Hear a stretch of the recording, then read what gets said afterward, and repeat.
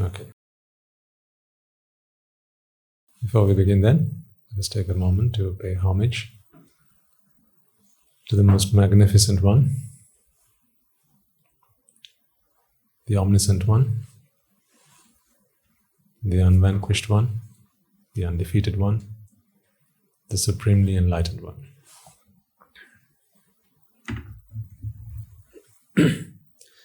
Namo tassa bhagavato arahato samma sambuddhassa. Namo tassa bhagavato arahato samma sambuddhassa. Namo tassa bhagavato arahato samma sambuddhassa. What did we talk about last week? What about it? Feeling of self. Okay. What else do you recall? I've been speaking a lot this week, so I can't remember where we stopped. Somewhere around that? Okay.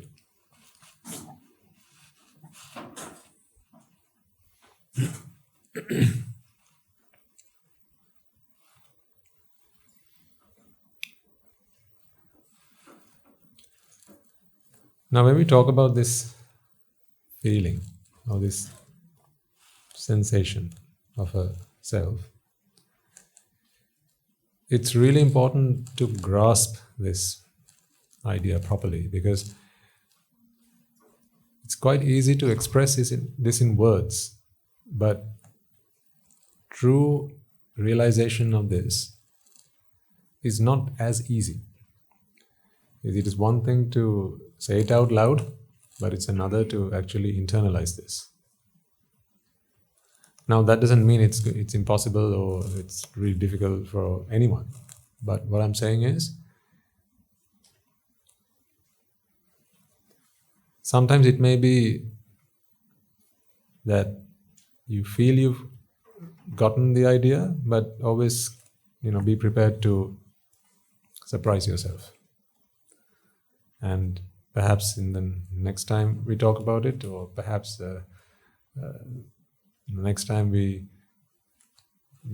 do a talk on it, maybe it's the time when it's going to happen. But I guess the point I'm trying to make is always remain a student and always keep questioning until you're satisfied.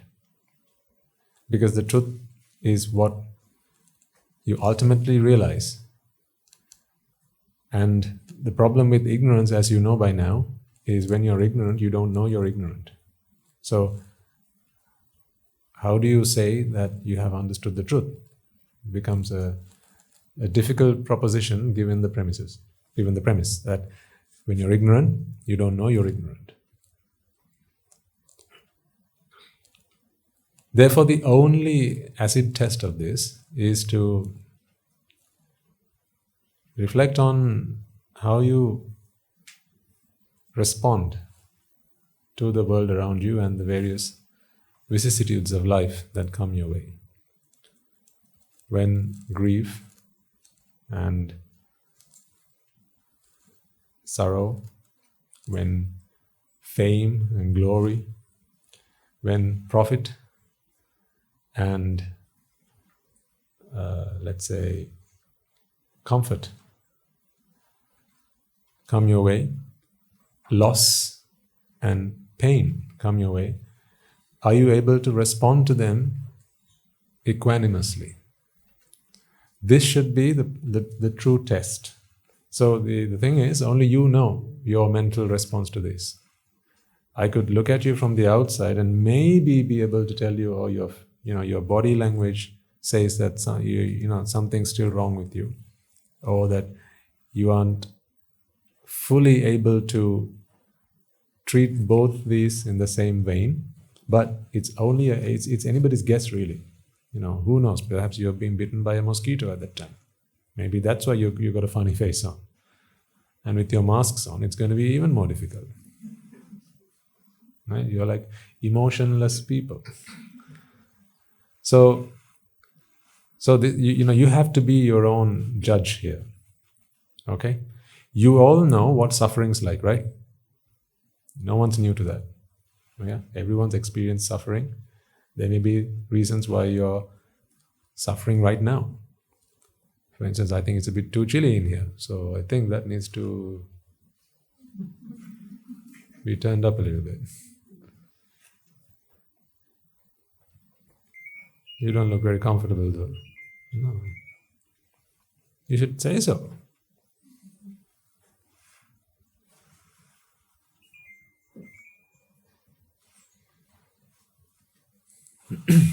But more so, you may have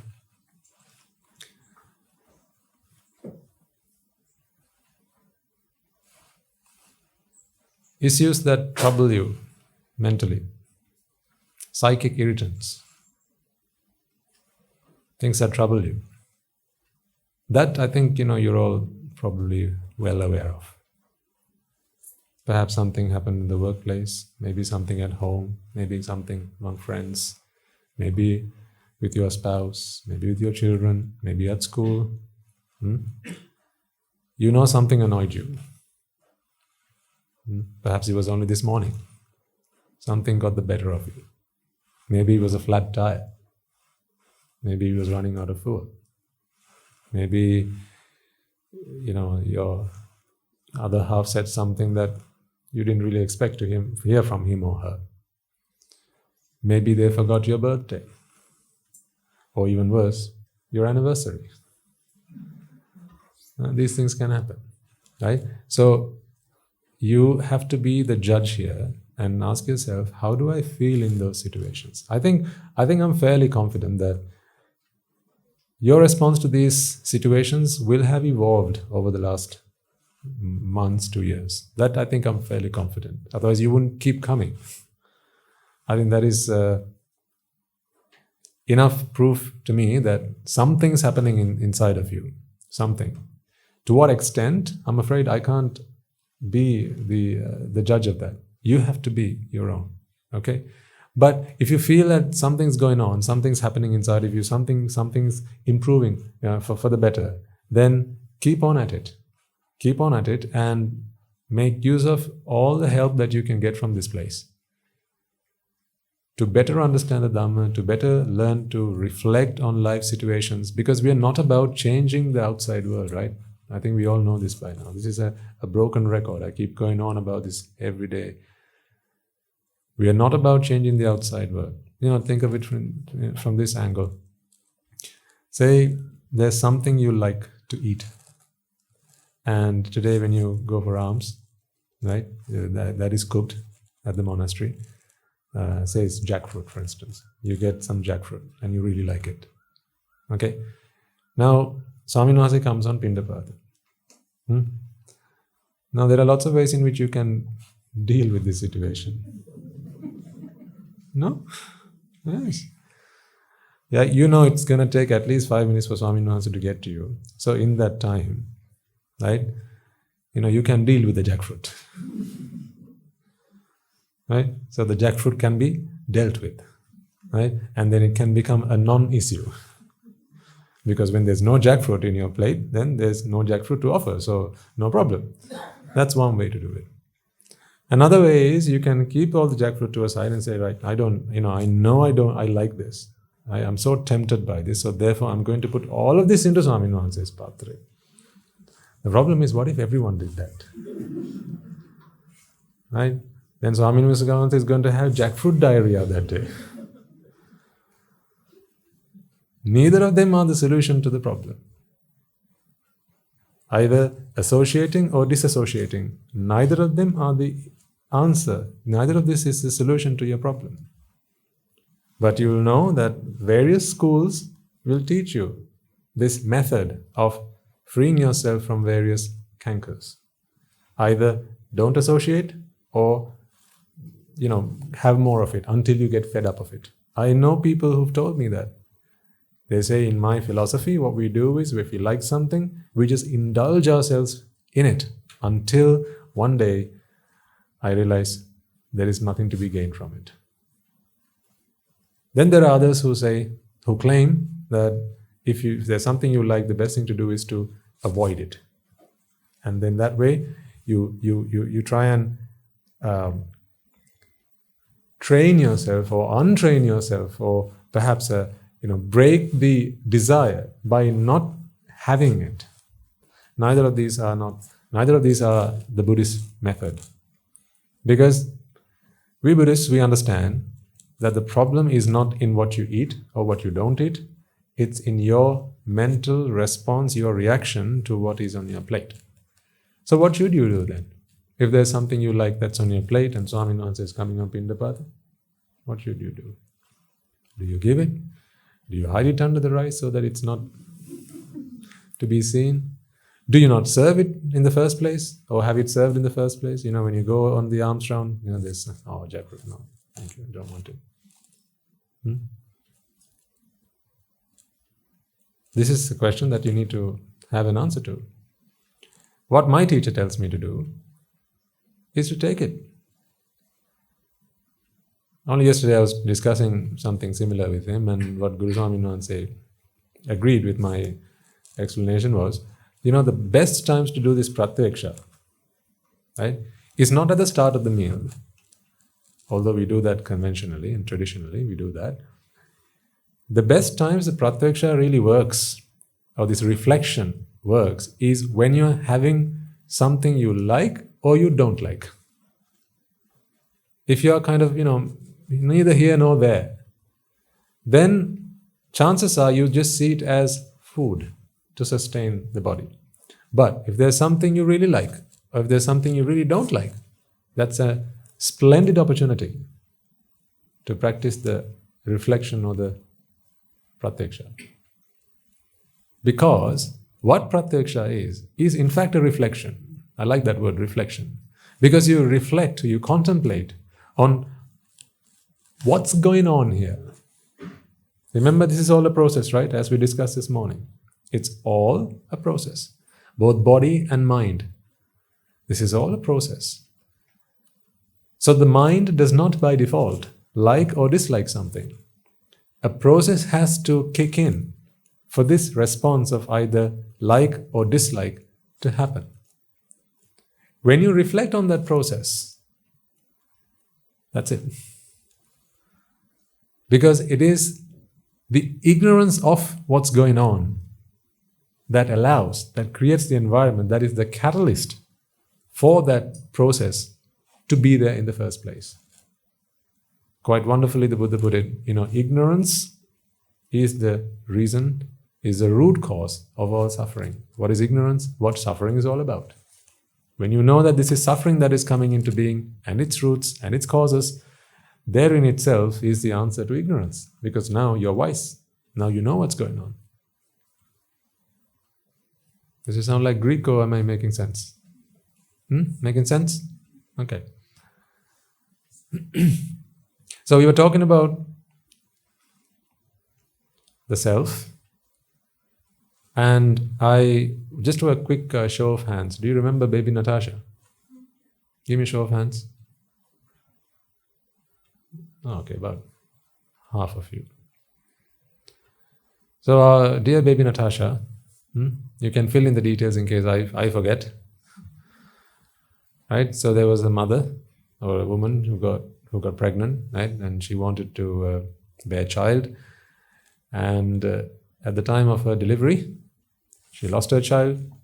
When she regained consciousness, she got to learn that there had been a miscarriage. Yeah? And then she got herself in an awful state of distress, and her loving and dear husband approached her and then asked if he could be by her side and be of some support to her. And insanity got the better of her. This is what last week I referred to as insanity mode. Yeah, insanity mode. Insanity mode kicked in, and all of a sudden she began to think that actually there'd been no miscarriage and her child was born that she bore a well and healthy child. So now, in her mind, she's a mother. We called her baby Natasha because we just needed a name to give the child, right? So does this child really exist now? No, you and I know this. But who doesn't know this? The mother doesn't know this.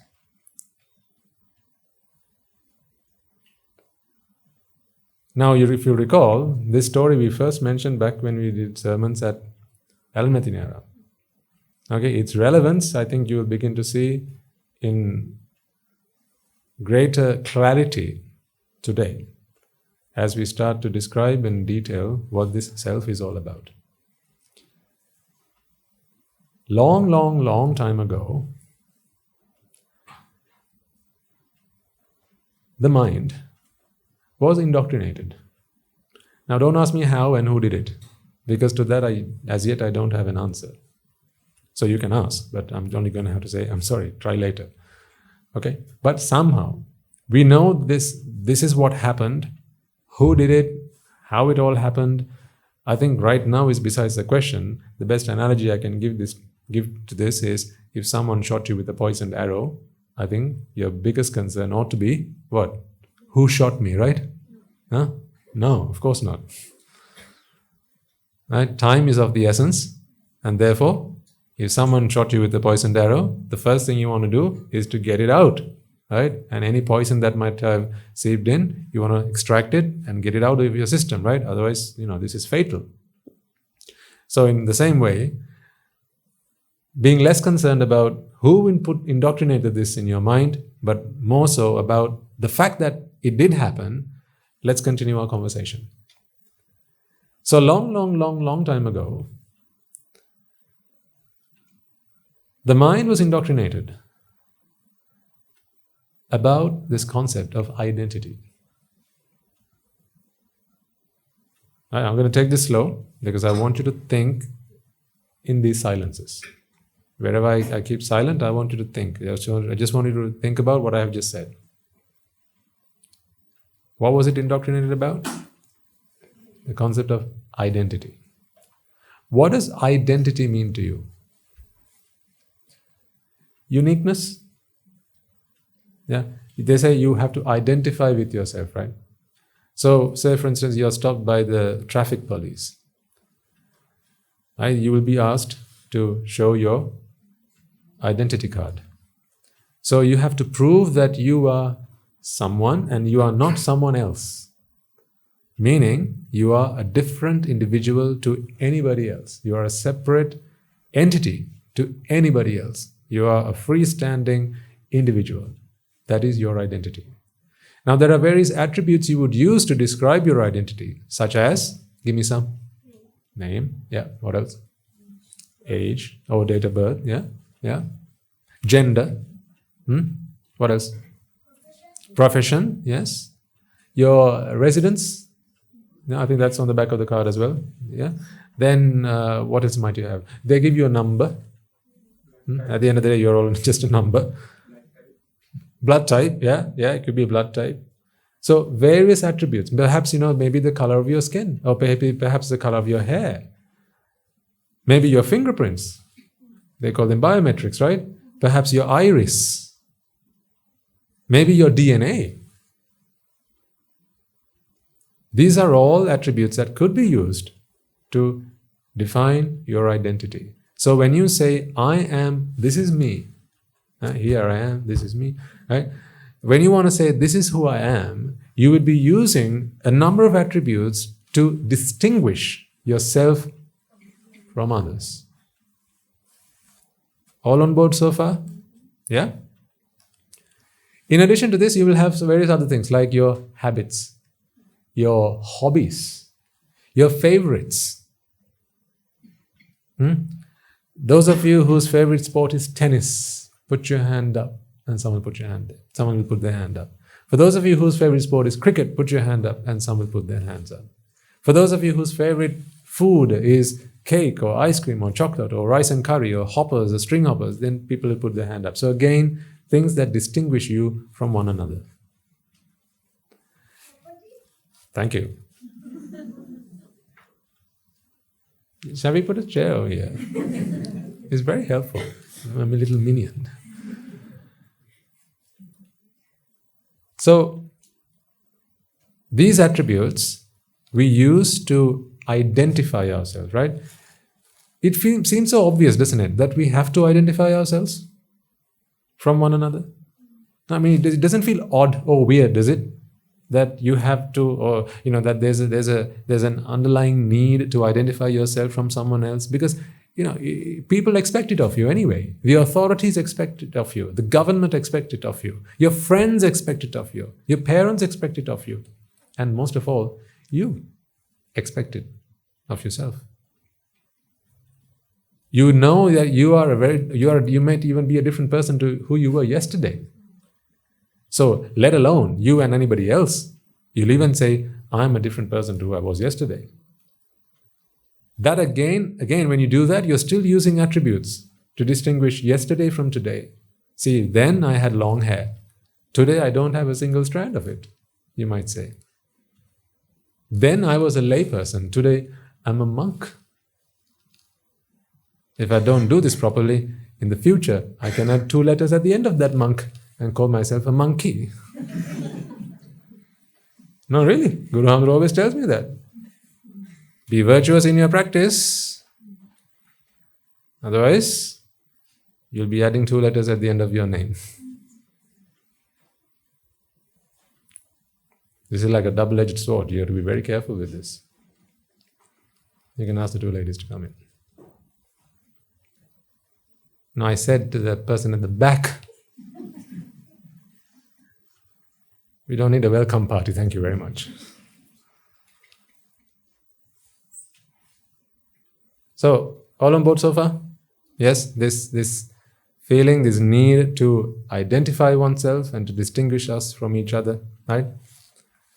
Now, we go on to do this because there's a feeling inside of all of us that we are indeed very different from each other. And, it's not like we spotted that there were things very different from each of us and then we tried to describe it and explain it. Rather, it was the other way around. From the moment we came in to this game, we felt we were different. And then we used whatever we could find to explain that. Did I get my point across to you? Yeah? So it was not that you looked around, you saw differences and said, so then we must be different. Instead, it was, I am different. Let me see what I can find to explain how I'm different, to describe how I'm different from each other. This is how it worked. So, long time ago, the first moment you felt yourself as an identity, this was the mind. Okay? The mind identified itself separate from everything else. This was the mind. Identified itself as separate from everything else. And at that moment, something happened. The Big Bang. Not that Big Bang. I'm using a metaphor. That's where everything, that was basically Pandora's box. Where I was different from everything else. Now, biblical references will tell you that's when people distance themselves from God. And I think they're onto something. Right? They're onto something, they just don't see it as profoundly as it was meant to be seen. So in the Bible it will say, back then all was one. Man was with God. But eventually, having eaten the poison, not the poison apple, the forbidden apple, right? People wanted to identify themselves separately from God. And then, God lost favor. And, that's when everything started going wrong for people. But I think what they're trying to say is, everything was one. Everything was one. Until the mind wanted to distinguish, separate, identify, individualize itself from everything else, to become an identity, to become someone in a world of no ones. In a world of nobodies, people wanted to become a somebody. And that practice we see even today. Everyone's trying to become a somebody. Right? In the way they dress, in the way they walk, in the way they eat, in the way they sleep, in the way they talk, everyone's trying to become a somebody. Yeah, agreed? Everyone wants to be a somebody. Now, let's come back to today. That was a long time ago. Let's come back to today and see what's going on today. Because in studying what's going on right now, this is how we have learned what might have happened back then. It's like historians, they look at the fossils of today and they say dinosaurs once roamed this planet. Right? It's not like they go back then and then project, but rather they look at what's available today and they tell you that this is what might have been back then. Similarly, by studying what's going on today, right now, in this package that is you, we can find some answers to how it might have been and how it may be and what's going on right now. So this is where I'd like to give you a few illustrations and try and convey the message across to you. Something really, really important though at this point is, these talks can come across as being very academic or presented for the purpose of, let's say, my intention is not to make you all professors in how the mind works.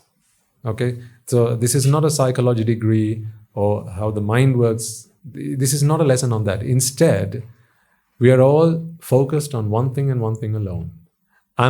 Every time I talk to you about something like this, I will very soon focus it on the point of suffering, because that is what we are trying to fix. Yeah.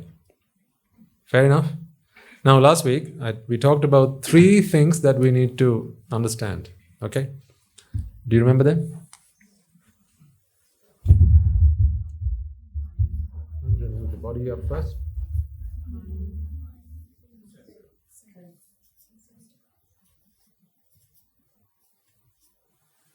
The body, mind, and self. We spent a great deal of time last week to get across the point that this cannot be the body. Right? This morning also we discussed this at great length.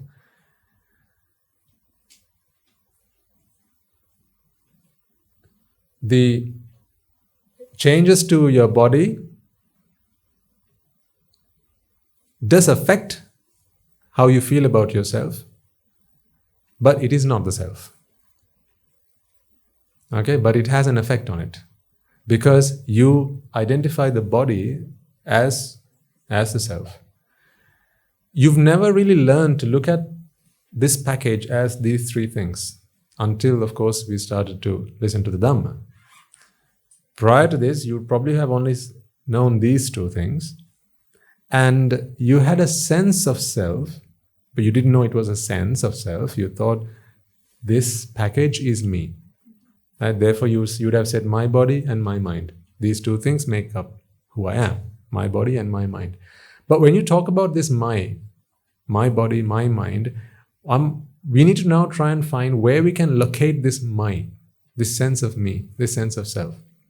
Going back again to baby Natasha, this mother, when she so badly wanted a child, but lost her child in the process of delivery, she went into a state of insanity.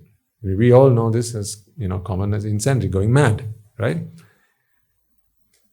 All that happened only because she really, really, really wanted the child. Now, this didn't happen to the father, who was not in that similar state of mind.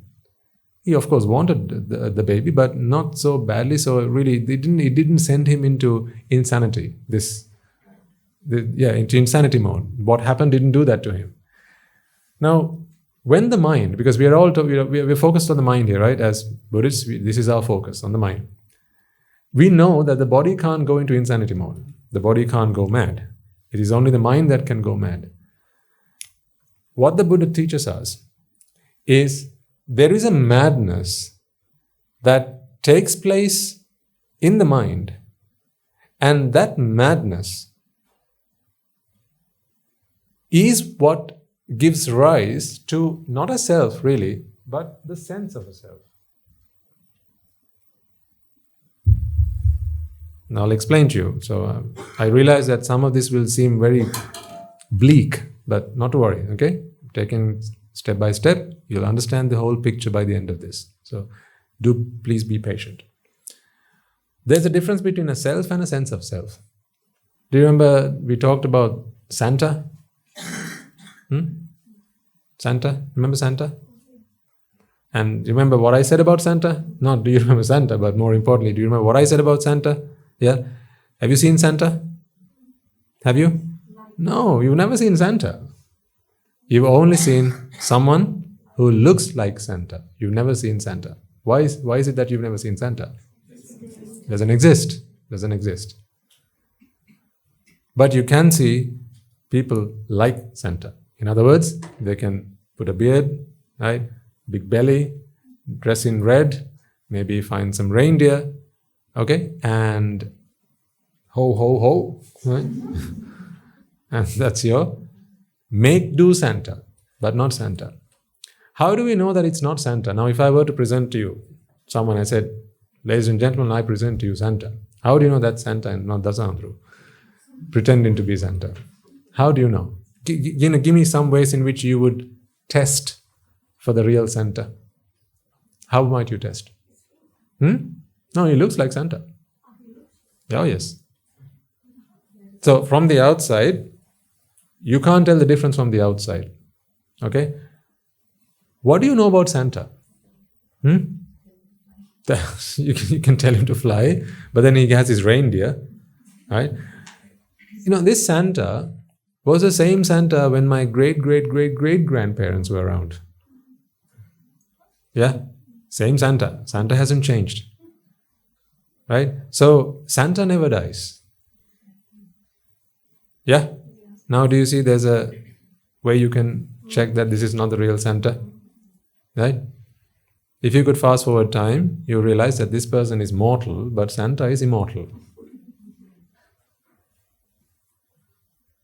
That is just one test. So anyone mortal, cannot be whom? Cannot be Santa. A very simple test. Because Santa is immortal. So, although someone could look like Santa, they're not the real Santa if they are mortal. So, when they die, whoever's pretending to be Santa, if and when they die, at that point you can say, you tricked me. Now I know you're not the real Santa. Agreed? Yes. So, you see, in the same way, if we know about this self,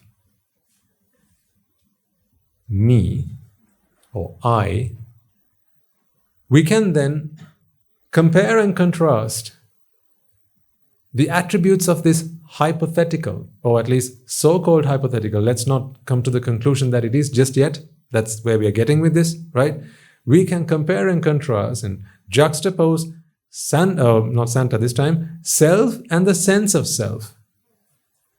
And if they're one and the same, then of course you can accept that, yes, this is self. But if during your test you realize that this sense of self does not tick all the boxes of a self, at that point you're going to have to come to the conclusion, this is not self. This is only something pretending to be self. With me? Yes? All with me so far?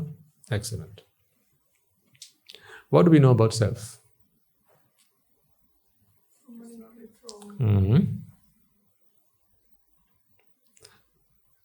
If you think back to your younger years, Now, I want you to forget for a moment this sense of self. Okay, let's all imagine this is a self, that there's a self.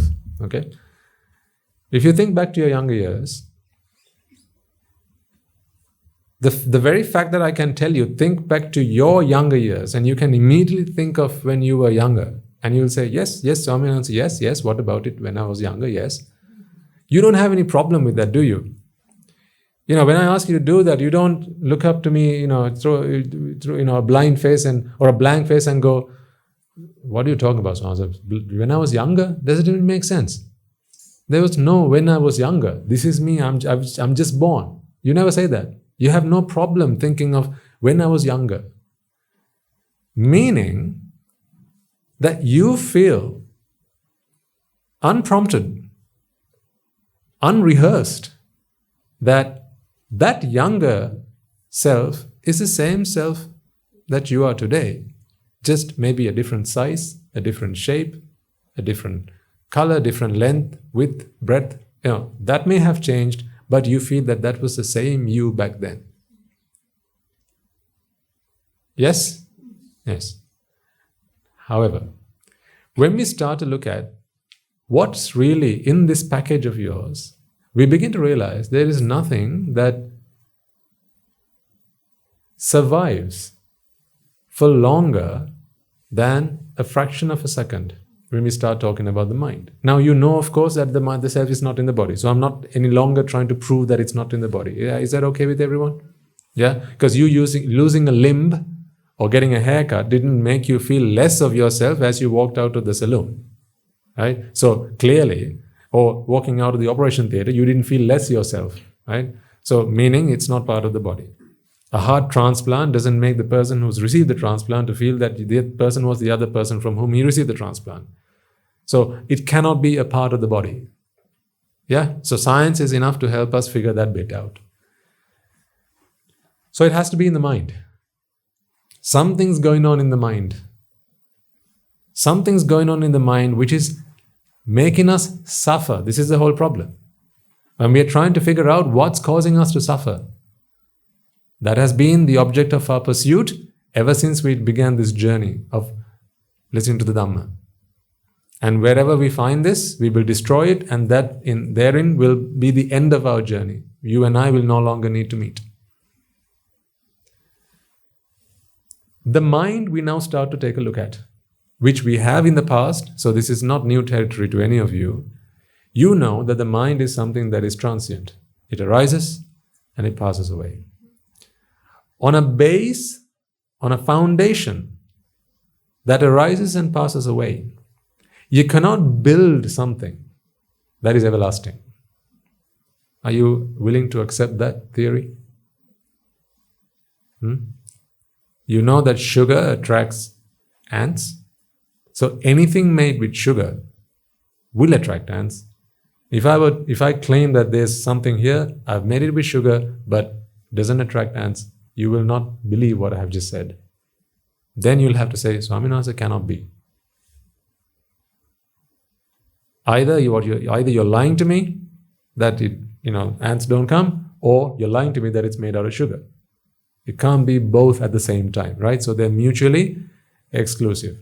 So in a mind, because we know this is not one mind that lasts forever, this we've talked about and we've proved in the past, right? How have we proved? Give me one example of, or one instance we've proved to show that it's not one consistent mind, but these are chittas that arise and pass away. Yes, absolutely.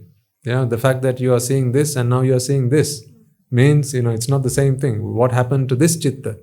It passed away. That's how you see this chitta now. If that was still there, you wouldn't be able to see this. Right? So we know that this is a series of chittas arising and passing away, but no two chittas at the same time either. Yes? All good so far? Right. So on a foundation of chittas which arise and pass away, again, let me remind you, this is the time axis. Meaning, they don't coincide. That's why I'm plotting this on the time axis. Never are two of these present at the same time, right? So only one at one time. Now, on one of these, and then another one, and then another one, which always arises and passes away. How can you build on this foundation something that survives an entirety of a lifetime? How is it that you can feel that back when you were younger, on this foundation, back when I was younger, when you say, when I was younger, when I was 10, you'll say, when I was 10, now you're saying, and you say you're 25 years of age, right? What is 25 years of age again, by the way? The body, of course, not the mind.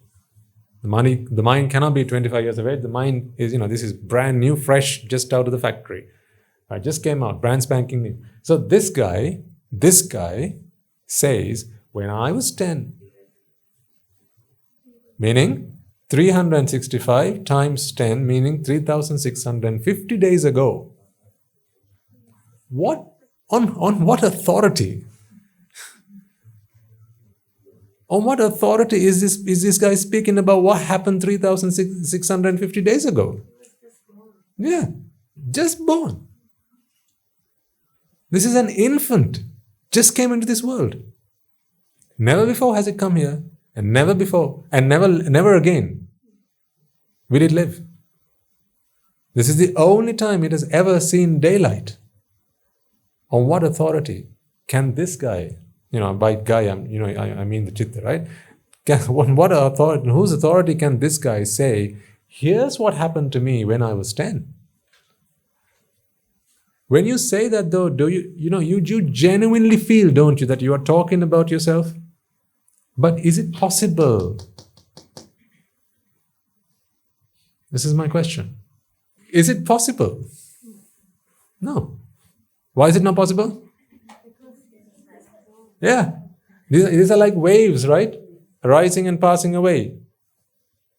So, how can something that arises and passes away, and it has never done it before, it's only just done it, this is the first time it's come into the mind, this is the first time you've met this guy. How can he talk about what happened when he was 10? So, how can this guy say this? It's an invalid claim, isn't it? Unfounded. So, you see, through wisdom, we're going to have to make sense of this. What's going on here? Something smells fishy. Something's going on, but it doesn't stand the test of... no scientific theory can explain this. This is not logical. This doesn't make sense. This is nonsensical. You were just born and you're saying what happened to you when you were 10? That's like you speaking about your great-grandfather, but as if you were him. What would people say then? Yeah, either you're mad or your grandfather has come back. Right, and then they'll have to take you for an exorcism. Now, what's worse? It'll even tell you what I'm going to be doing tomorrow. It'll tell you what it's going to be doing tomorrow. It doesn't make sense, does it? So, but we need to try and explain this, right? Like all good scientists, let alone Buddhists, like all good scientists, we have to explain. We need to come up with some hypothesis to explain what's going on here.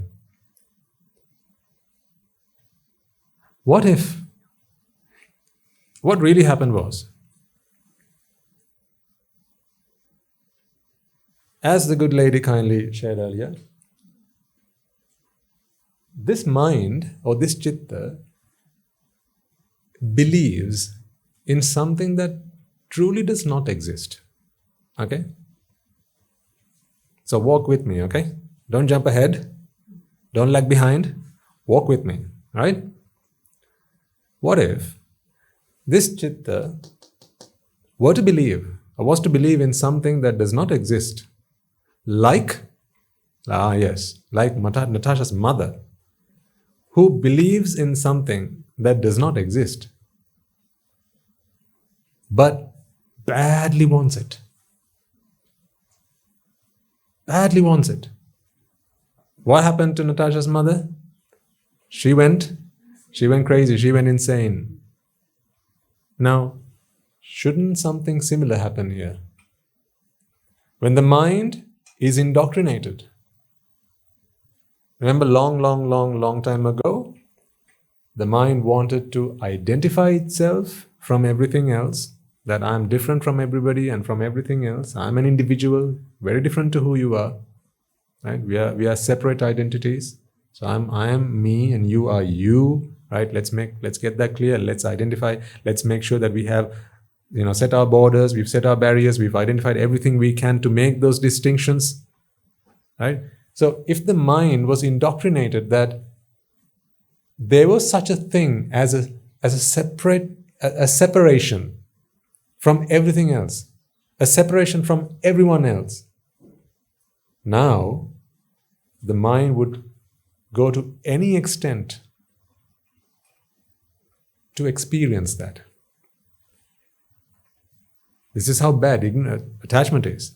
When attachment, you know this out of simple experience. Without even getting so deep, right? When attachment kicks in, right? When you want something, right? You can't sleep. You will fight for it. Sometimes you will even die for it. Until you get it, you're not satisfied. This is just a smaller version of you, because ultimately, this is you. So whatever you're feeling, this is how it's happening. This is us putting your mind on the surgical table and we're doing an operation on it. Because what happens on a macroscopic scale has to be able to be explained on a microscopic scale. So when we go into the microscopic level, here's what's going on. This mind believes because it has been indoctrinated that it is a very separate entity to everybody and everyone else. This sense of an identity has kicked in. It has crept in from somewhere. As I said, don't ask me where from just yet. Perhaps sometime in the future. But it has. And it's attempting to feel that. Because you can't talk about I am different from another one without feeling it, right? So there is a feeling of it. So that's what the mind's trying to do now. And as it attempts to do that, it tries to do whatever it can to do it. Now let's see what goes on here. Remember you talked about how the I comes into contact with an object, yeah? Remember all this? Yeah, and then we have the Rupa, Vedana, Sanya, Sankara, and Vijnana, and so on. Yeah? These are the only things that really exist in this world. Okay? Part of that is body, the rest is mind. These are the only things that really exist in this world. If you were to take every entity in this world and dissect it, ultimately you can put it into 5 different boxes: Rupa, Vedana, Sanya, Sankara, and Vijnana.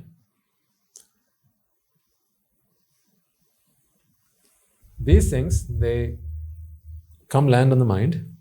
Or in fact, what really happens is, as I comes into contact with an object, last week we talked about this, the optic nerve and how the brain works and all that, and a stimulus from the brain, as soon as it's induced, the mind's job is to do these things, right? To receive, recognize, register, recognize, and respond and perceive, right? So these 5 things the mind is bound to do. It is its duty.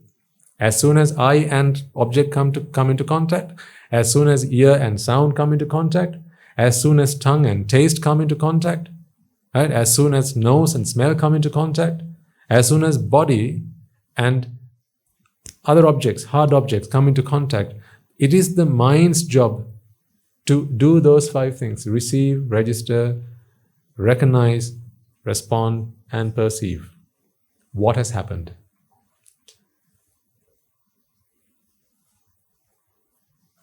So that's the mind's job. The mind is ever ready. Now, one very important thing I want you to take from at this point is, remember, it's not that the mind is waiting for this to happen. Yeah, because this happens later, this happens first. So it's not like there's a mind just waiting for a delivery. The mind is not born. A chitta is not born until these two happen. These are like mother and father. Without mother and father, there is no child. Likewise, without I coming into contact with object, there is no mind. This happens after this. Like news. News you watch on television, they'll tell you what's happened. Now, they can tell you what's going to happen, of course, but that has also been planned, right? They're talking about a plan. So the plan has happened. You with me? So on news, you'll only see what has happened. What about the weather forecast? That hasn't happened yet.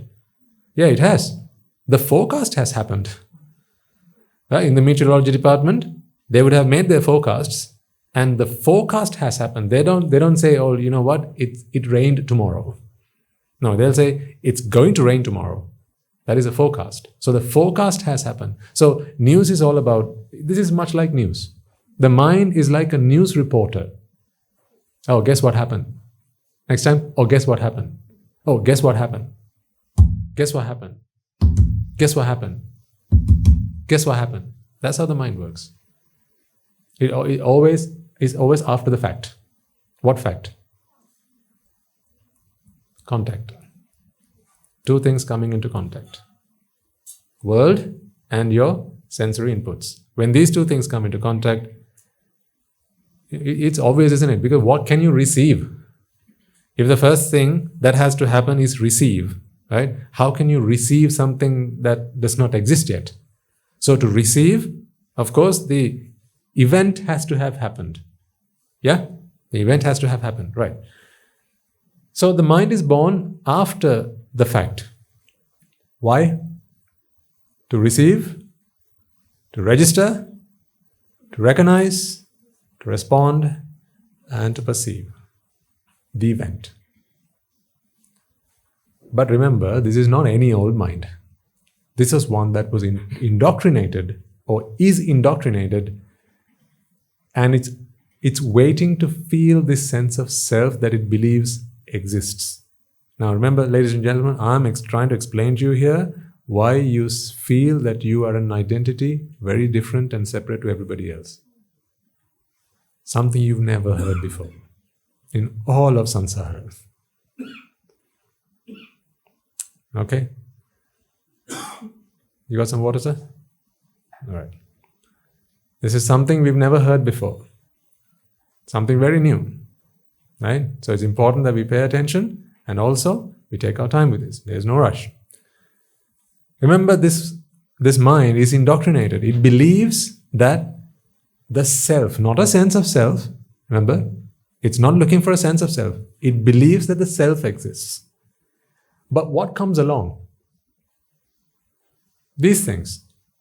These are the things that come along. It receives a sight object, or a smell object, or a taste object, or a sound object, or a touch object.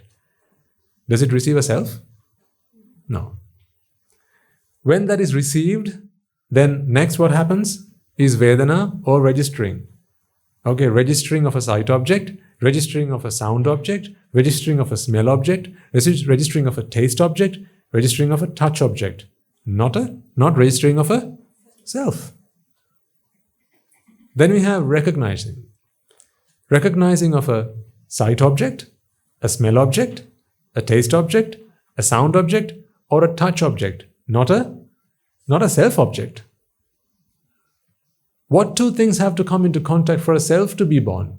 Nothing like that happens. Because all you have are your five senses, your eyes, ears, nose, tongue, body. And what you have on the outside are sight, sound, smell, taste, and touch. So you can't have a self-object. And the same from there on as well. So we touched on Rupa, we touched on Vedana, we touched on Sanya. Then we have Sankara, response. So there can be a response to a sight object, a sound object, a smell object, a taste object, and a touch object. And we can also perceive a sight object, a sound object, a smell object, a taste object, and a touch object. Those are the things that can be perceived. So they are received by the mind, but the mind's waiting for something else. It's waiting for self because that is what it's been indoctrinated with. Like Natasha's mother. Everybody comes, but no Natasha. Why? Because there's no Natasha to come. But the mother wants her. This mind wants it. What happens then is like the baby Natasha's mother went mad, the mind goes mad. And as the mind goes mad, it is capable of most wonderful things. It is capable of what we call illusions. The mind creates an illusion. Can you even come to believe that, all your life you've been living in an illusion? It's just hard to believe, isn't it? It's unfathomable to think that this is what's been going on with all of us. There's only ever been a body, there's only ever been a mind, and these processes. The mind was only born to perceive what comes from the outside world, but at one point it was indoctrinated as it is now, right? And then from that point forward, it wanted something different, something in addition to what came in through the normal procedures, and now it wants that. But when the mind realizes it's not getting it, like the mother realized that she wasn't going to get her child, it goes into insanity mode. But thank heavens for that. Because remember, the mother stopped short of taking her life because of what? Because of her insanity mode, right? If it wasn't for her going insane, worse things might have happened. The mind is only able to remain in this, you couldn't say it normal, but at least in a warped state, because of its ability to go into insanity mode.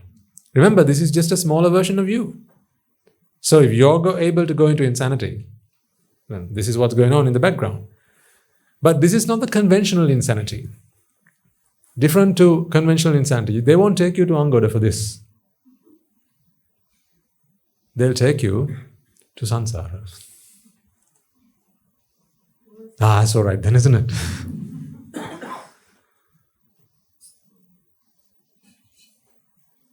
So the mind goes into insanity mode, and what the mind does then at that point is it creates an illusion. It starts to trick itself. It's a hallucination, a mental hallucination. And that hallucination creates what we call jati.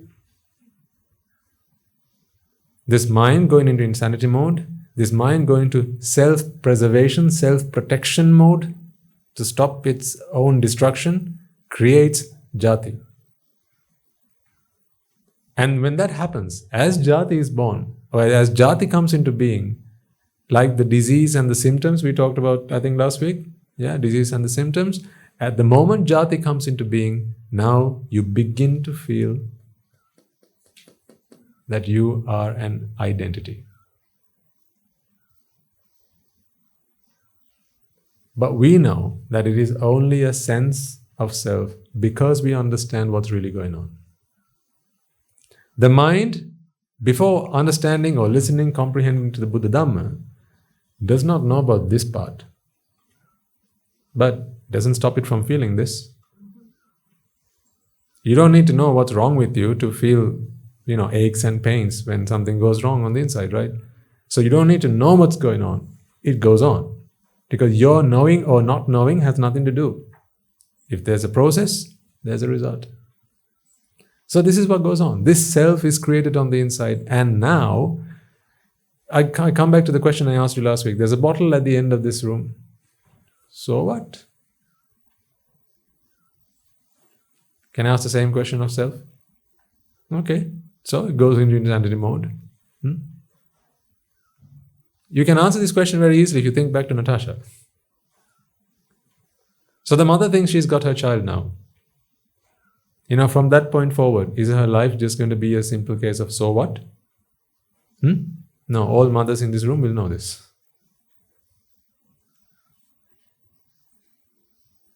Yeah, all mothers in this room will know this. From the moment you knew that you were a mother, you had a child, from there on, your entire life was dedicated to protection, preservation, looking after, taking care of that child. Problem is this: it's all right if the child really exists. What if it didn't? Now think.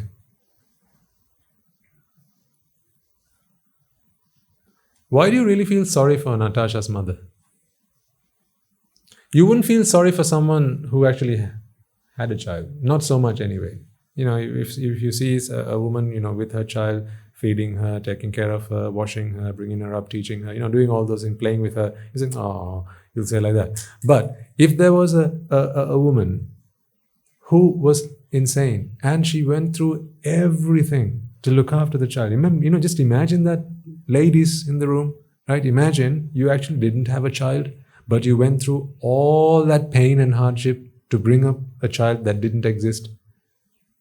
Right? Looking back at that life that you spent, the last 10, 15, 20, 25, how old are you up there? Right? Looking back at all that time, right? And imagine the child didn't really exist, that you really didn't have a child. How would you today contemplate that time that you would have spent? What would you feel about yourself? Pity, wouldn't you? Yeah?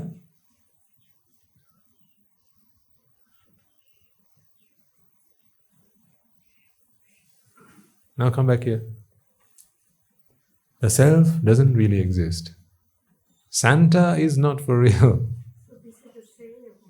Say again? The son that you think you have doesn't even exist. Yeah? Yeah? Because he's like more than. Of course. It is all a product of the self. It's not the same mind, it's not the same body. Indeed. Now, think about it. There's only a body and mind. Right? This is a mother. This is a child. This is her child. Right? What do you have here? In this package? Body and mind. What do you have in this package? Body and mind. There is something else that works on here, inside of this, that makes this mind feel that I am the mother and this is my son. It is not a part of the body that says that. It is not even the mind that says that. It's the hallucination that happens inside of the mind that gives you that feeling. So what? Mothers in the house will have the answer to this. So what? So what? Not Swami answer, right? When he gets hit, technically speaking, who should be the only one who gets hurt? The person who got hit. How come she gets hurt? Body, mind, or hallucination? Hallucination. When he gets, gets married and leaves home, right? Why does she cry? This is just a package, body and mind. But why does the mother cry? Because the mother feels, this is my son. He should be with me. Hallucination. This hallucination you cannot stop for as long as the mother feels that I exist. Because it is this that happens initially. It's as if you had a mirror here. You only see as a reflection what is stood in front of the mirror. Right? You remove that, you don't have a reflection. Similarly, you identify others as individuals, separate individuals, separate identities, because you identify yourself as one. But you see, it's only a mind. It's only a chitta that only lasts for one chitta moment. Immediately followed by this is another one. the same thing over again. Same thing. Again, insanity mode kicks in. These things don't take time. These things work, at, I was going to say light speed. Actually, it works at mind speed. At mind-numbing speeds. That's why the mind goes numb. Right? It works at such a fast, it works so fast that the mind goes insane. I mean, thankfully, what would have happened to Madame Natasha if it had not been for her insanity? So, thankfully, the mind goes mad. But what Buddhas come into this world is to teach us this is what goes on. Now, you'll have heard this before. Yadanicham, tandukkam. Tandukkam, yadanatta. Right? Let's pause there for a second. This, as you can see, is the principle, is a manifestation of arising and passing away, and therefore anicca. Okay? One part of anicca is this nature of arising and passing away. Arises due to causes and passes away when the causes cease to exist. This is the nature of anicca. But in a world where everything is anicca, if you were to take it as nicca, therefore, yada nicca, this is what exists. But if you were to consider this as nicca, yada niccam, tang dukkha, there dukkha is born. How so? You see, the mind wishes to experience a nicca experience.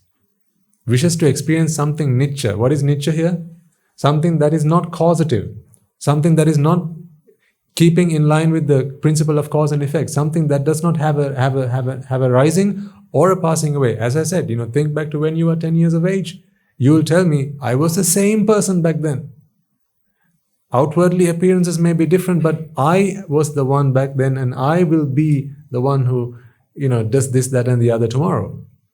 There's a self. There's a self that you feel has forever existed. Even back in the day, people went to the Buddha asking for, where's this self? I've been coming through this process of reincarnation, leaving body after body after body after body, right? But there was a self, there was an entity that traveled this samsara. Where is that self was the question they asked. Now the Buddha answers, yada niccam. What you have here is something that is anicca. But if you were to take it as nicca, tan dukkham, meaning what has really come into being now is dukkha. Dukkha or jati. This is dukkha. Yada niccam tan dukkham yan dukkham tadanatta. If this is dukkha, why do you call it a self? Natta is na atta. Why do you call it a self? If this is dukkha, why do you call it a self? So here's where it's important. Why do we make this distinction that it is not a self, it's actually suffering? This is dukkha. Why do we make that distinction? The very same reason I asked you, there's a bottle at the back of this room. Why? Why do we care? We don't, because it doesn't get in the way. But if suffering comes into being, can we just turn a blind eye? No, because that dukkha, actually this sense of self,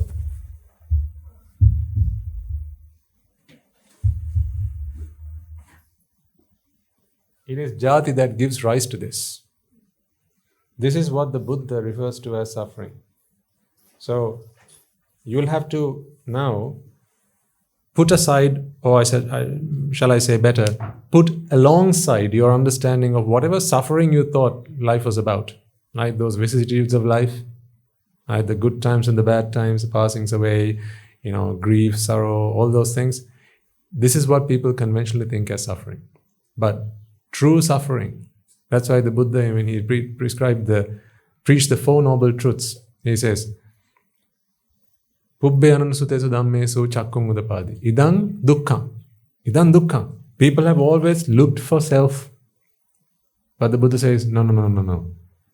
What comes into being is dukkha. Idang dukkham. This is suffering. This suffering that comes into being, why? Because rupam bhikkhave anicca. Monks, rupa is anicca.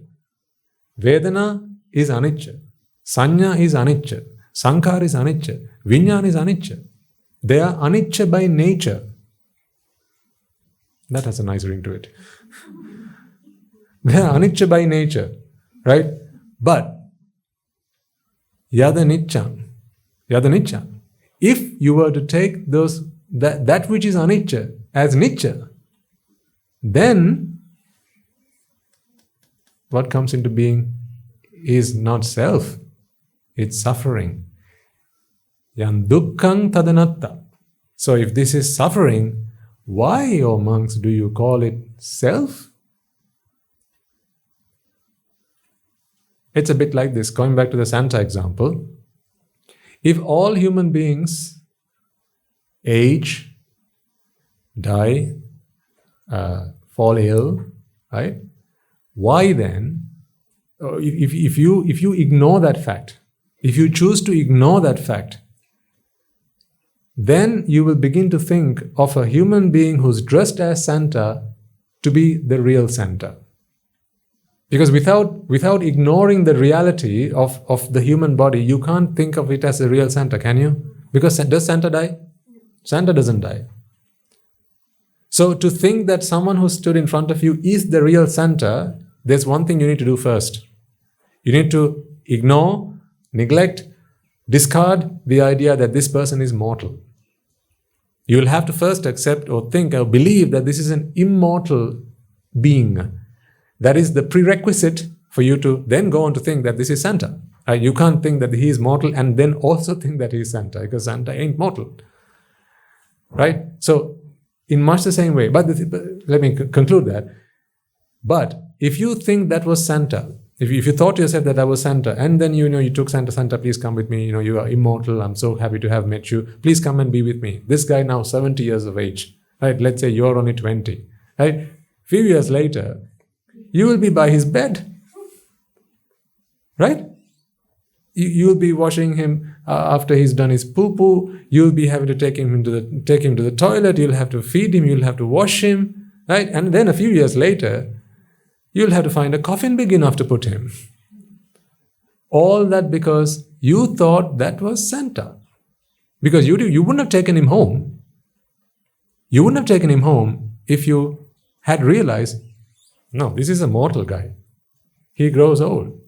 He falls ill. See, he can't be Santa. I want Santa. Santa doesn't. If this was Santa, then Santa can't be growing old. Santa can't be dying. So, I was fooled. I was tricked.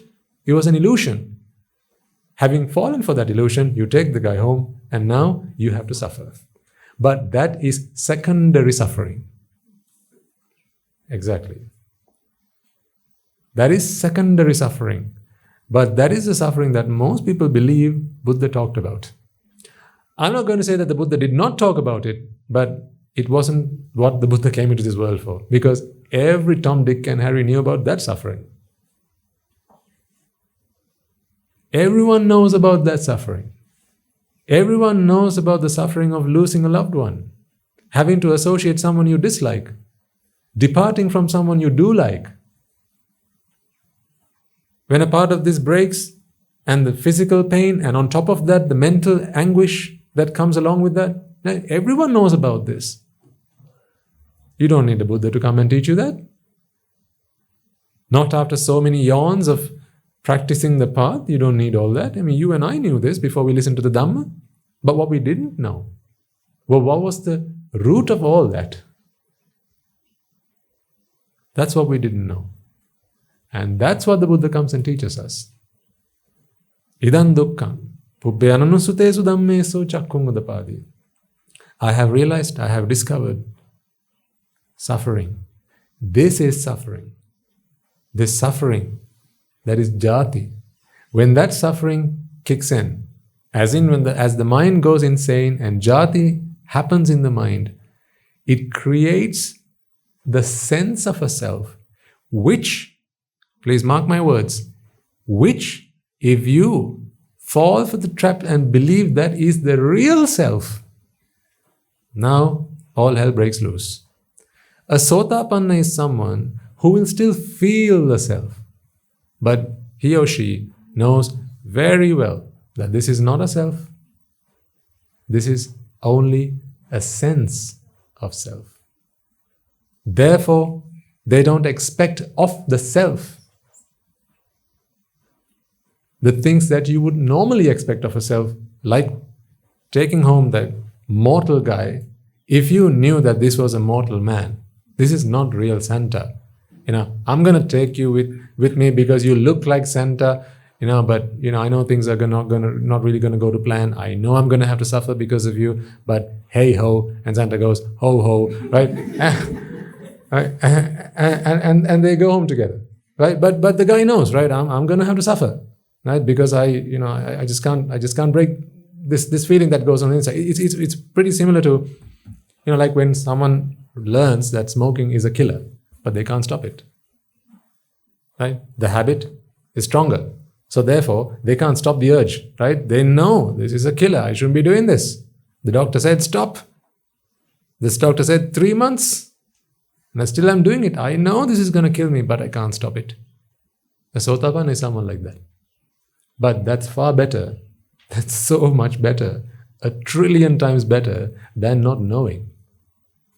Because then you have a hidden killer. At least now you know the killer.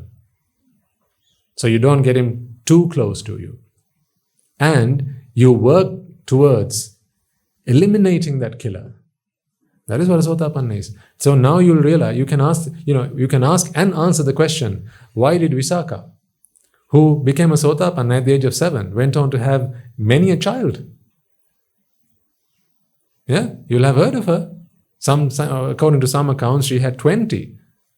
According to some accounts, 12 and so on. I'm never sure about the number. Various sources say different things. But regardless, what we do know is she went on to have children even after having become a Sotapanna. Why? Now you have the answer. She knows that this is only mind and body. But she feels that there's a son here. She feels that there's a daughter here. And she enjoys that. She knows that she's going to have to suffer. She knows it. She knows that suffering is all based on this suffering, this jati. She knows this.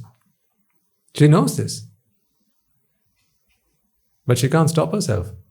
Because, like I said, it's not a case of whether you want or you don't want. It's cause and effect. If ignorance is there, attachment is there.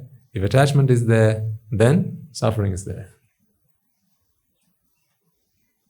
And remember, Samma Ditti is not Arahathood.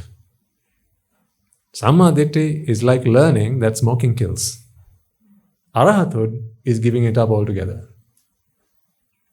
You know, perhaps from either yourselves, personal accounts, or other people that you might know, that they are not one and the same.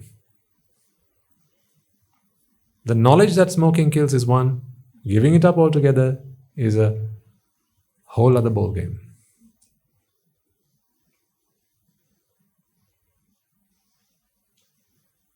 So here's what goes on in your mind right now, this moment. Still you feel you are an individual, you are an identity. Therefore you are not able to see all of us as one. As you practice the path, as you go deeper and deeper and deeper, you will not just say all of us are one, you will say everything is one. The stars, the planets, the moons, rivers and the lakes and the oceans, right? Cats and dogs and cows and sheep and this, that, everything. This is all just one. I haven't explained to you how that works, but that is where we'll get to. So therefore, to borrow the phrase again, all is one with God. It just happens to be they didn't know what they were referring to as God.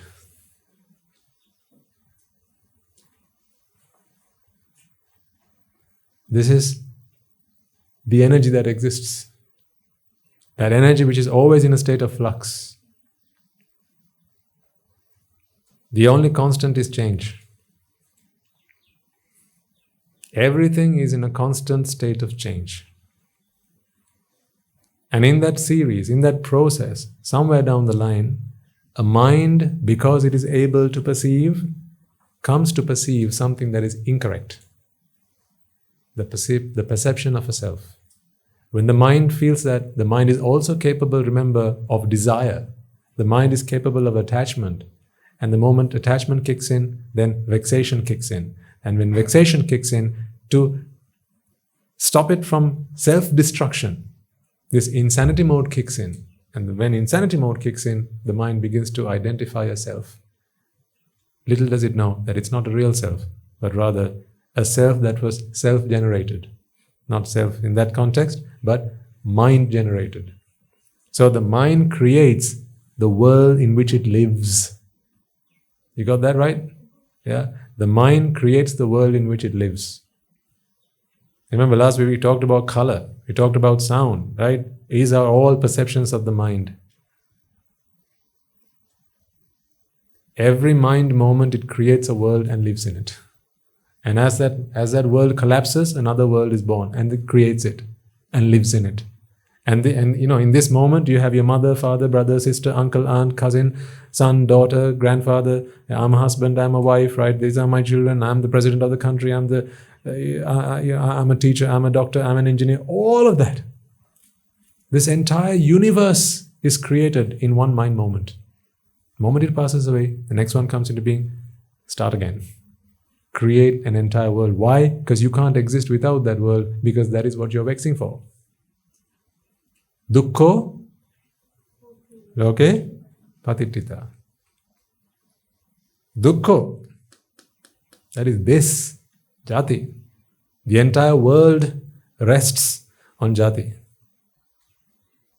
It is because of this jati, an entire universe, an entire existence is created. They will never invent a supercomputer as fast as the mind, I can tell you that much. No amount of quantum computing can ever cross that barrier, because the mind is capable of creating an entire universe. All of this. So rich, so vivid in its detail. All of that in one mind moment. Fascinating stuff. But equally, pretty painful stuff. That's why I said right at the start, this description, this explanation, I'm going through all this not to make you professors or intellects in the science of how the mind works. So I don't have a certificate to give you at the end of this course. Right?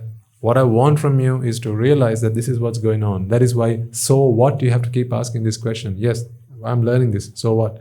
Jati is happening. So what? This is the reason for all dukkha. That's why it's called dukkha. The dukkha of dukkha. This is that dukkha. This is the dukkha that is responsible for all the other types of dukkha, the 11 great fires.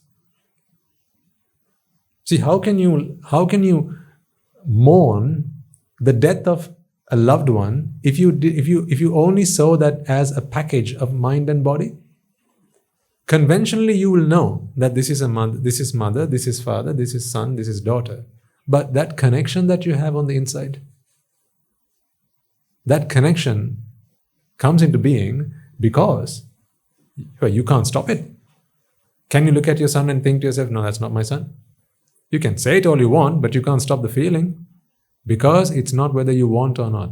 Even if having understood this, right? Perhaps let's say you've got it, right? The penny dropped. Right? All makes sense. You still can't stop it. Not like that. Because it's not a case of what I want and what I don't want. It's a case of cause and effect. It's a case of cause and effect. Where there are causes, there is an effect. So that's why the Noble Eightfold Path are the right causes to eradicate this jati. That is what it tackles. That is what it eradicates. That is what it eliminates. That's why it starts with Samma Ditti. What is Samma Ditti? Idan dukkham pubbe anannusutesu dhammesu chakkung udapadi. Or dukkhe jnana. Wisdom or knowledge of dukkha. Dukkha samudaya jnana. Knowledge of the cause of dukkha. Dukkha nirodhe jnana. Knowledge or wisdom about the cessation of suffering. This is the thing that this word suffering has, in the world that we live, has been interpreted and defined as in a very mundane way. That is what gets in the way of us trying to explain this concept of suffering. Because the moment I say suffering, immediately you're thinking, yes, my mother passed away, it's suffering. Or this thing happened to me, my floods and these calamities, these things happen, therefore suffering. It's very difficult to stop people from going into that mode, because that is the context in which we live. So first of all, we need to break that barrier. That's why I would like to refer to that as dukkha or jati. Because it is jati that is what we need to identify here. When I keep talking about jati, I fear that if I keep using the word suffering, what will come to your mind is the day-to-day suffering. Dukkha dukkha and not dukkha. I am not here to teach you how to stop dukkha dukkha. If you are hungry, go to the kitchen. That is your answer for dukkha dukkha. But for dukkha, no point running to the kitchen. For that you have to run to this place. Because here we talk to you about Samma Ditti. Samma Ditti is dukkhe jnana. Dukkha samudaya jnana. Dukkha nirodhe jnana. Dukkha nirodha gaminiya patipadaya jnana. Idang also Samma Ditti. With Samma Ditti, immediately afterwards, you get Samma Sankappa.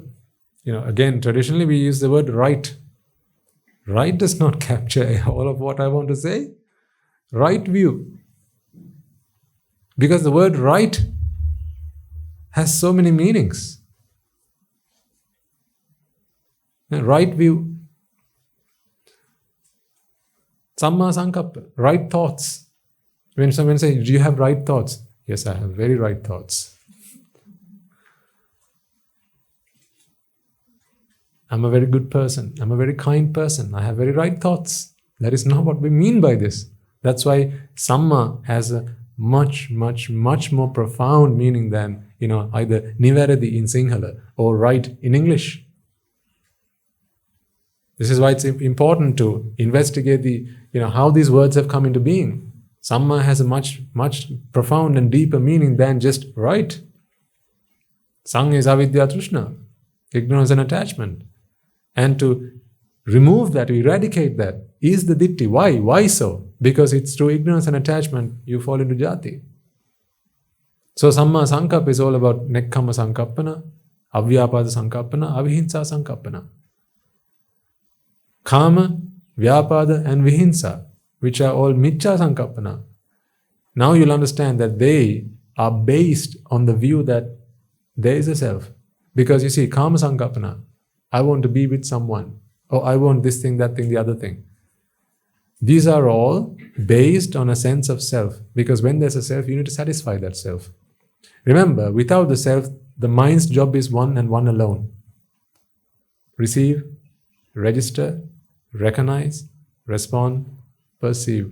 Where here has the mind got an opportunity to ask for, I want this, I want that? The funniest thing here is, the mind is born only after the I and object comes into contact. So what right does it have to ask for different parents? That's like you walking up to your mother and saying, Mom, I would like another mother. Can I have someone else? Can I have that auntie as my mother? Biologically that is impossible, right? For that to happen, you'd have to go back in time and be born to another mother.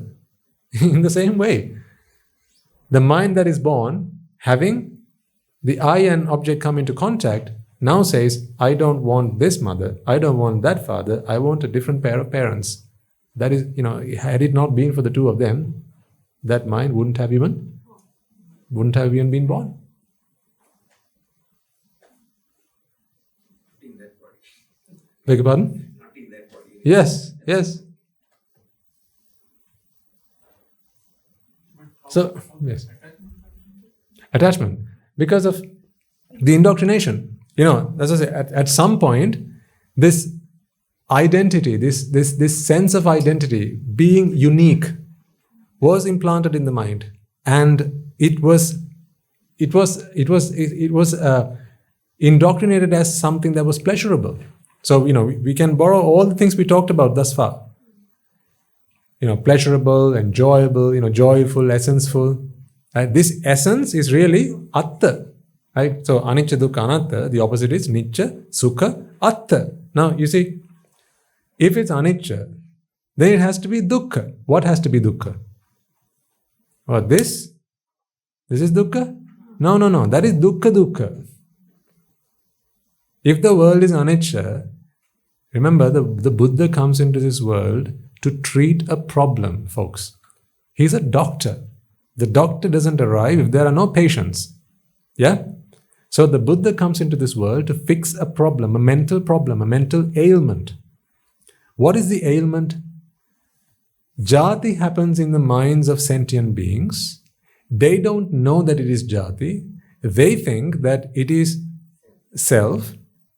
Right? They don't know that this is simply a sense of self. Right? This is the reality. So the Buddha comes into this world to say, please do realize that the world is anicca. If the world is anicca, then the problem that you have is dukkha. He's giving you a diagnosis. He's giving you a diagnosis. Why? What would a doctor do? He doesn't come for a cup of tea and some scones. He's coming to give you a diagnosis. Like any good doctor would examine you and say, right, by your pulse, by, observing your breathing patterns, looking at your ECG, it seems that this is what is wrong with you. Likewise, the Buddha says, right, this world is anicca. Look at the mind. It's arising and passing away. On that foundation, on that base, the problem that you have, therefore, is dukkha. Therefore, anicca, dukkha. And he also goes on to say, please don't think that this is a self. It is because you believe that this is a self, you get yourself into all sorts of problems and all the 11 great fires that ensue. Nahi silena vatang hotu upajjanti tathagata. The Tathagata doesn't come into this world to propagate rituals and practices and all that. Attakkarati nipada sambuddhena pakasita. The Buddha comes into this world as a doctor to diagnose and treat the problem that we all have. Ignorance is nicca, sukha and atta. Going back here. No understanding of arising and passing away. No understanding of cause and effect. Right? No understanding of all that. Therefore, the ignorant mind does not know that the mind itself arises and passes away. All they know is, I exist. So that is a nicca feeling, isn't it? There's no arising, passing away. Did you feel you are arising and passing away? That sense of self? No, it's always been there and it will always be there. That is a nicca feeling. Then you feel this is good. Therefore, sukha. Why would you identify it as dukkha? See, whenever you had suffering in your life, you wanted yourself to be happy, right? You didn't want to eradicate the self, did you? When you went on a trip, what did you want to do? I want to be happy. Who wants to be happy? I want to be happy. I would like to have something nice to eat so I can have a good time. I can enjoy myself.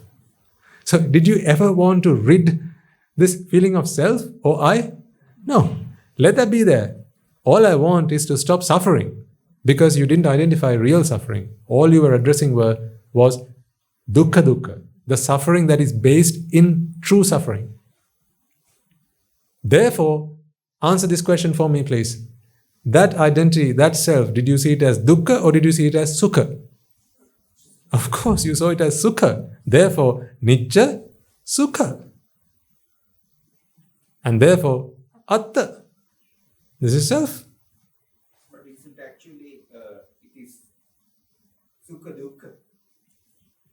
Yeah, well, people do endure suffering that comes out of this notion that this is pleasure, this sense of self is pleasurable, people then go on to suffer. But that is because people are ignorant, isn't it? And that ignorance is what the Buddha comes and teaches us. He doesn't talk about, truly folks, if you, having understood this principle, if you now go back and look at the Tripitaka, if you ever find yourself doing that, you will interpret everything that he has said in very different ways.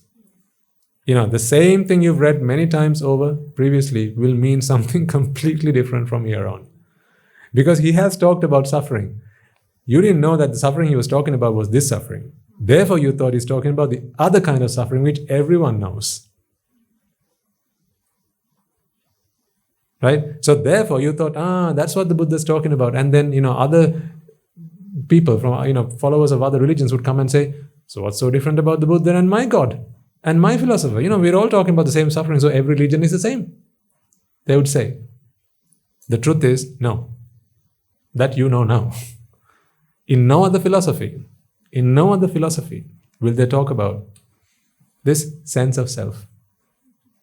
Because in no other philosophy will the leader of that philosophy, the preacher of that philosophy, that philosopher would have identified that self as suffering. Everyone else would have tried to teach how to keep the self happy. Yeah? How to keep the self happy. Be one with God so you can be happy. Keep the self and try and keep it happy. Don't do bad things, because then you will have to suffer. So the you is fine, the suffering is the problem. They're talking about dukkha, not dukkha. Right? Anywhere you go, everywhere you look, whichever philosophy you will come across, they're all talking about how to keep the self happy.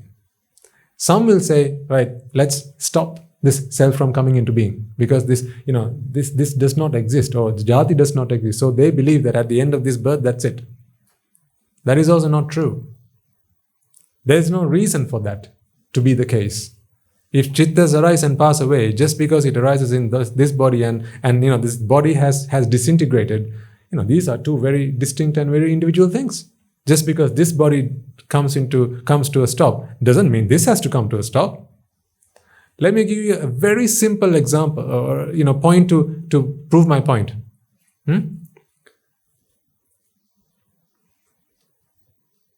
Stand up, all of you, for a second, please.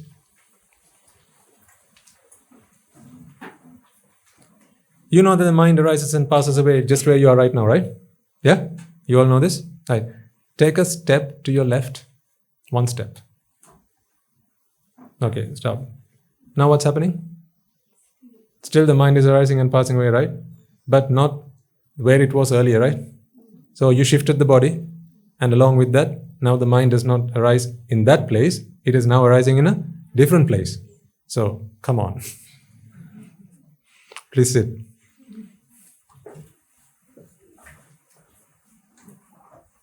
So, why is it that the mind has to arise in this just one place? Just shifting the body is enough for the mind, because the mind is not dragged along with the body, right? It can't be if it arises and passes away. So wherever it was, it arose and passed away. Then the body shifted, again arose and passed away. Shifted again, again mind arises and passes away. So, what is there to say when this body breaks? It will still arise and pass away, but this time in another body.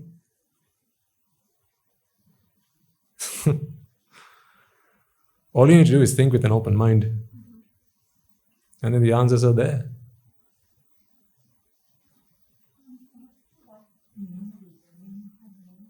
Yes. So memory is a resource that the mind can tap into. And thanks to memory, as the gentleman reminded us earlier, thanks to memory, jati has a fantastic time of telling itself, well, see, it is more evidence that I'm here, I'm alive, and this is me. Because whatever happened yesterday, it can remind itself. So they are sort of like fragments of events that happen. Where memory is, I'm not going to go there just yet. Is it some kind of data store somewhere you can tap into? Is there an Ethernet cable that is plugged in? I'm not going to go there just now. But because it is not something that exists as such. Everything arises and passes away. Everything is based on cause and effect, right? We'll come to those things later on, madam. But memory is something that is there, and it's a fantastic device for jati to convince the mind that, I am me. See what you did yesterday, I did it. See, can't you remember what I'm going to be, what I did when I was 10 years of age? I was me, because memory is always there. So the memory is constantly feeding this process. It's conducive to jati. But you can have jati without memory. What if you lost your memory? If you have a memory lapse, so if someone loses their memory, sometimes they don't know who they are, but they'll still feel a self. You ask him, what's your name? What is a name, they might ask. But I'm talking about a sense of identity. It does not have to have a name. Remember all those attributes we talked about right at the start? Name, age, gender, complexion, color of hair, and all those things. They don't have to be there for a sense of self. When you're in the arupa worlds, you don't have names. No one gives you a name. One second, madam. But this sense of self is all based on jati. You don't need a name, age, and any of those things for jati to come into being. All you need is ignorance and attachment. Put it into the dependent origination process, you have jati. It is simply a feeling of self. That self can or may not have a name, may or may not have a gender. Besides, of course, if you didn't have a body, there would be no gender. But the sense of self would still be there. Remember, I told you, an ant feels the same way. The way you feel the self, an ant feels the self in the very same way. But the ant may or may not know that it's an ant. Okay? It may or may not know it's an ant because it has access to Namagota. But I don't know that. I can't really speak for animals of that size, right? But right, in two individuals will be able to tap into memory and say that, just imagine for a second if your memories were swapped, and if somehow we were able to re-engineer your memory reserves and your connections to your memory banks, and this gentleman's memory was swapped with this lady's, right? Jati would still happen, but this gentleman would think that I am this lady, and the lady would think that she was this gentleman, and then they would act as if they were, the opposite genders. It is your memory that reminds you your name. Otherwise, you wouldn't know it right now. Each chitta that is born, if I ask you what's your name, you know it now. Again, what is your name? You know it now. Again, I ask you what's your name, you know it now. So your name is not even yours. You have to go to memory to remind yourself of that. If that is what we can say about name, what about everything else? Even to tell me who you are with your name, you still have to go to your memory. Isn't that pure evidence that it is not you, that is not part of you? Your name is not part of you, but don't you get offended if someone mispronounces your name? You had a question, madam?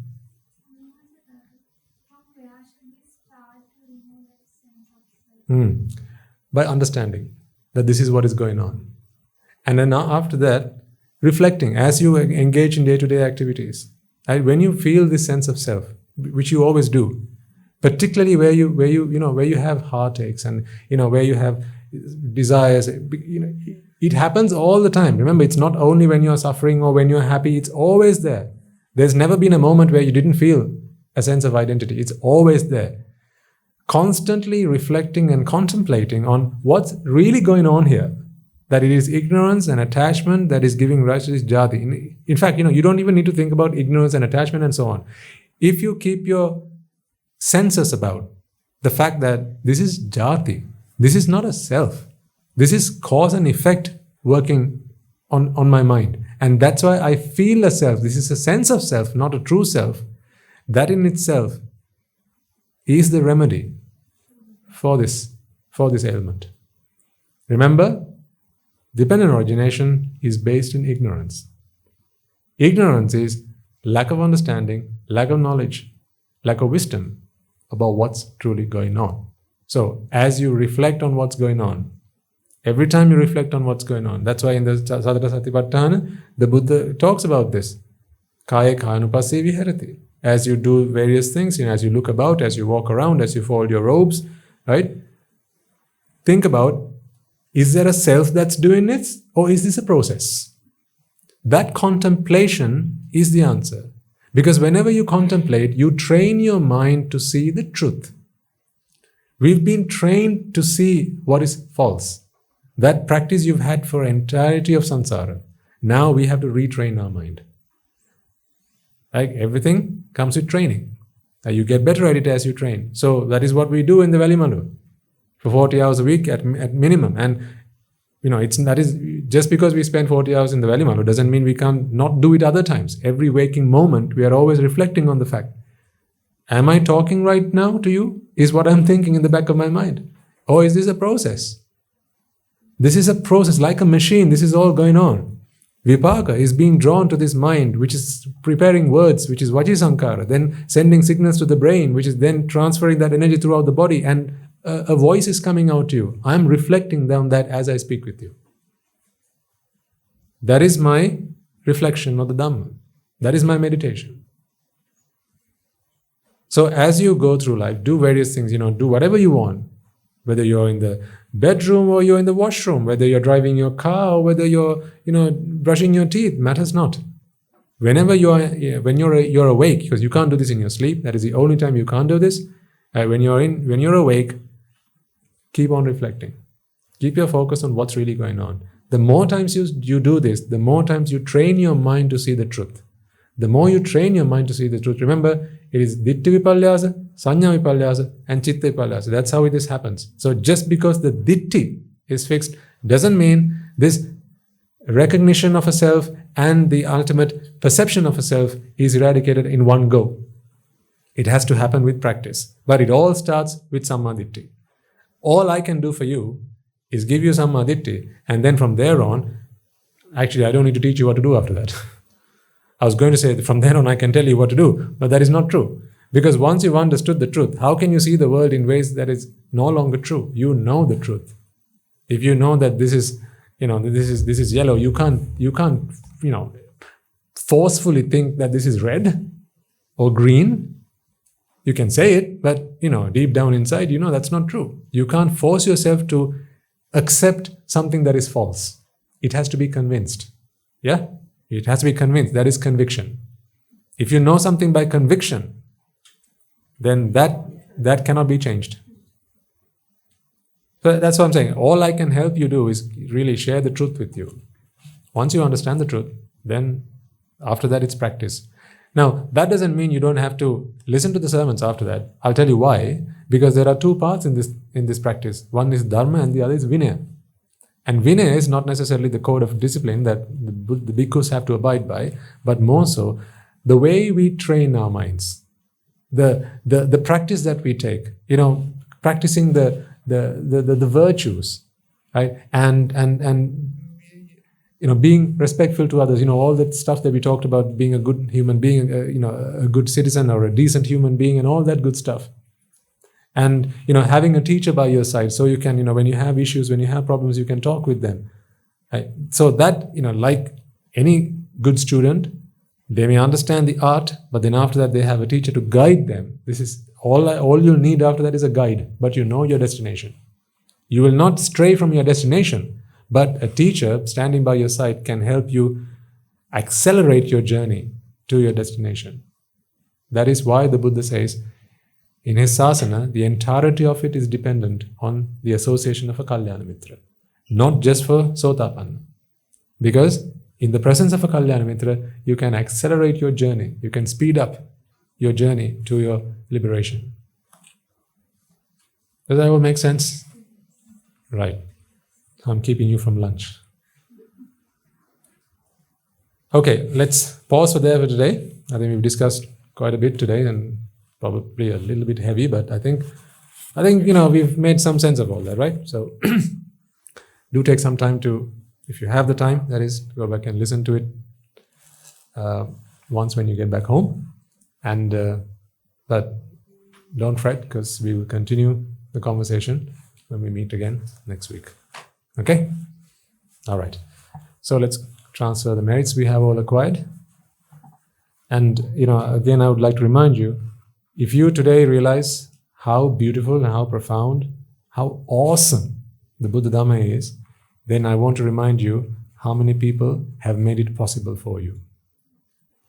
How many people have made it possible for you? Maybe there are those who are unable to come here today, but they have made it possible for you to be here today. Right? Perhaps it's your husband, perhaps it's your children, perhaps it's your wife, perhaps it's your brothers and sisters, maybe your friends, maybe your relations. Maybe someone drove you here, but he doesn't want to come and listen to the Dhamma. Perhaps. Right? There are so many scores of people who've helped get you this far. This far. We need to be grateful to all of them. Right from the teacher who taught you the alphabet from your younger years. That's why I keep on going on about your parents, folks. If not for them, you wouldn't be here. They dragged you from being a Gandhabba and gave you a womb, right? Brought you up, fed you, looked after you, sheltered you, taught you manners, taught you to become a decent human being, and that is why you're here today. If you didn't like me, you wouldn't be here. But they taught you to like good people. That's why you're here. They taught you to associate the right kind of people, and they taught you to keep away from the wrong kind of people. That's why you're here. So all that has helped. Your science teacher, your math teacher, your biography teacher, your geography teacher, your history teacher, they've all helped. The principal who beat you, who punished you, who gave you detention at school, they all helped. Didn't they? Absolutely. Everyone you can think of. Perhaps at that time it didn't seem obvious that they were helping you, but they did. They all helped. That is why we must be eternally grateful, because now we know what we've come up to. Now we know where we are going. Now we know where we are heading, and it seems so clear, crystal clear. All the more reason to be ever so grateful to those who have helped us get this far. Okay? Right. So, as grateful as we are, let us take a moment to transfer the merits to all of them and conclude the sermon. Okay, let us take a moment then to transfer the merits we have all acquired by making offerings to the infinite virtues of the Noble Triple Gem, chanting Pirit, listening to the Dhamma, and engaging in various meritorious deeds today. First and foremost, let us remind ourselves how incredibly fortunate we are to be in receipt of the Lord Buddha's teaching, and with immense gratitude let us transfer these merits to the bhikkhus and bhikkhunis, upasakas and upasikas, who since time immemorial have protected and preserved the sublime teachings of the Buddha and passed it down through the generations of the noble lineage in the form of the Tripitaka, which is thankfully available to us today to study, understand, and comprehend the Dhamma. Let us transfer the merits we have acquired to all members of the Mahasangha present throughout the world, including the chief prelates of all of the chapters who have dedicated their lives to the noble path and have committed themselves towards the betterment of all sentient beings. Let us not forget that among them are the monks and nuns resident in your local temples and nunneries who have always been by your side through thick and thin, come rain or shine.